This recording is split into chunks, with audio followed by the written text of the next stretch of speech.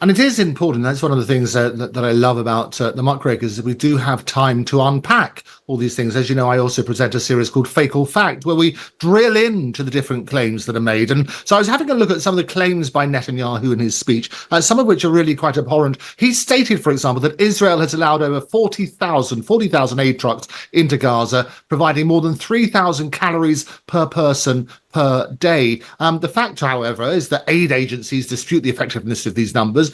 We've seen footage of people who are starving, and they've noted issues with distribution, the mixing of commercial goods with humanitarian aid. I was also looking at the Rafah death toll. Netanyahu claimed minimum civilian deaths in Rafah. He cited an incident with a Hamas depot, but again, there are reports indicate multiple airstrikes in Rafah rather. They've caused significant civilian casualties, including women and men. And he's also talked about the combat to civilian casualty ratio. He says it's been the lowest ratio of civilian to combat casualties ever.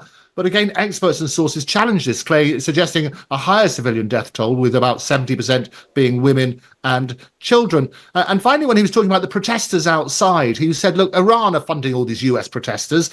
He says that it's all completely fake. Everybody loves us, really. And the reality is the US intelligence, they acknowledge some attempts by Iran, but clarify that most protesters are acting independently. What's your take on all these? Well, they're effectively lies, aren't they, George? Well, they are indeed lies. And of course, when he makes these kind of declarations about civilian to combatants ratios, well, how do we judge that? We have to judge, well, how many combatants have you killed? And of course, Israel has never really given any kind of an estimate of how many Hamas fighters that it's killed. And this war has now been going on for 10 months, and Hamas seems to be in pretty good shape. So basically, they haven't really killed that many Hamas fighters. So the overwhelming majority of the casualties have been civilian casualties.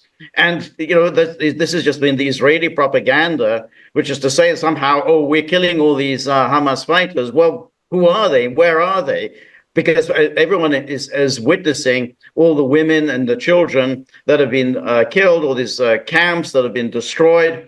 And so, all of this is a lie. And then, of course, Israel has its propagandists who tell us that Israel is so meticulous, it goes out of its way to avoid any civilian casualties. People like Alan Dershowitz will say this, there never has there been a military force that has been so determined to observe the rules of international humanitarian law. Of course, it's absolute rubbish. There's never been a military force that has been as brutal in its war making as Israel.